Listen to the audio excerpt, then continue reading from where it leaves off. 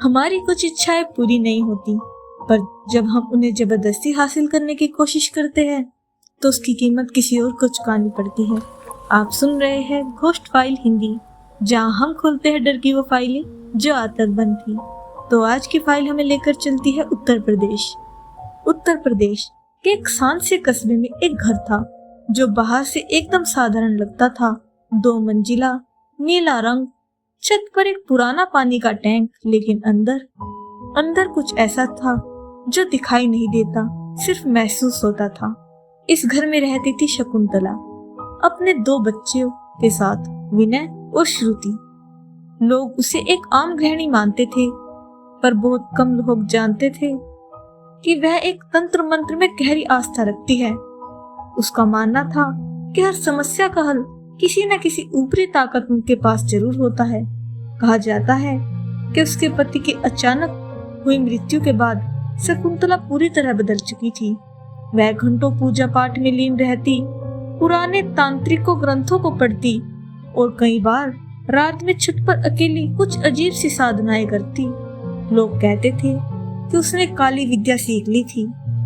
धीरे धीरे उसकी आंखों में से एक अजीब सी चमक आने लगी थी और उसके व्यवहार में एक डरावनी ठंडक घुल गई थी। उसका कहना था, जो मेरा छिन गया है मैं उसे वापस लेकर रहूंगी, चाहे कि कोई भी कीमत चुकानी पड़े। मगर हर मंत्र की एक कीमत होती है।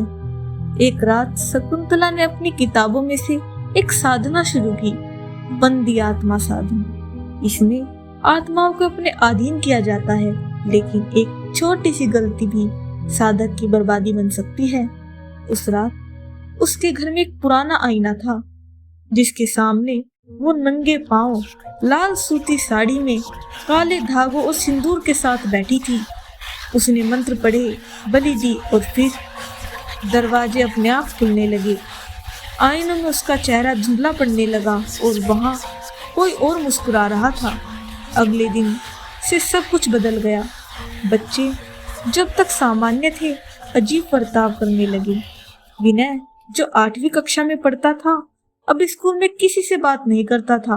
एक बार किसी ने उसके हाथ को हल्का सा छुआ तो उसने गुस्से में आकर गला दबा दिया। टीचर ने कहा उसकी आंखों में कुछ था, जैसे वो विनय नहीं कोई और हो। श्रुति जो सिर्फ 6 साल की थी, दीवारों से बातें करती।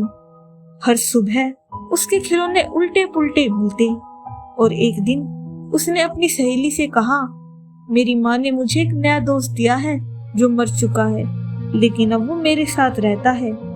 इसके बाद बच्चों ने उससे दूर रहना शुरू कर दिया।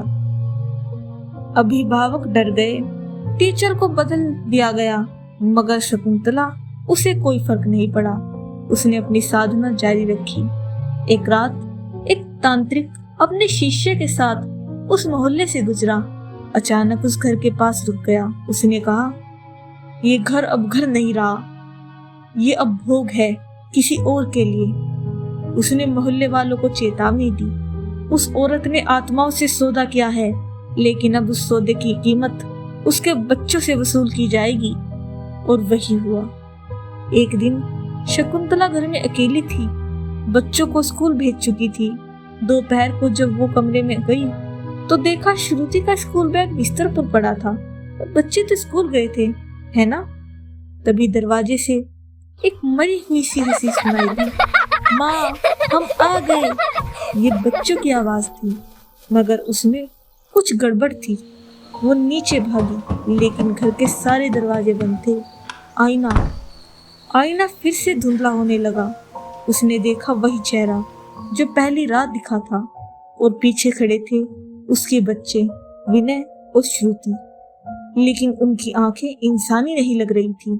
डर के मारे शकुंतला ने पूजा की थाली उठाई, मंत्र पढ़े, मगर कुछ नहीं हुआ।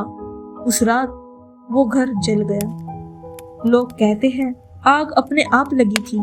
बचाव दल को शकुंतला की जली हुई लाश तो मिली, पर बच्चों का कोई सुराग नहीं मिला। मगर कुछ दिनों बाद स्कूल में एक नया किस्सा शुरू हुआ।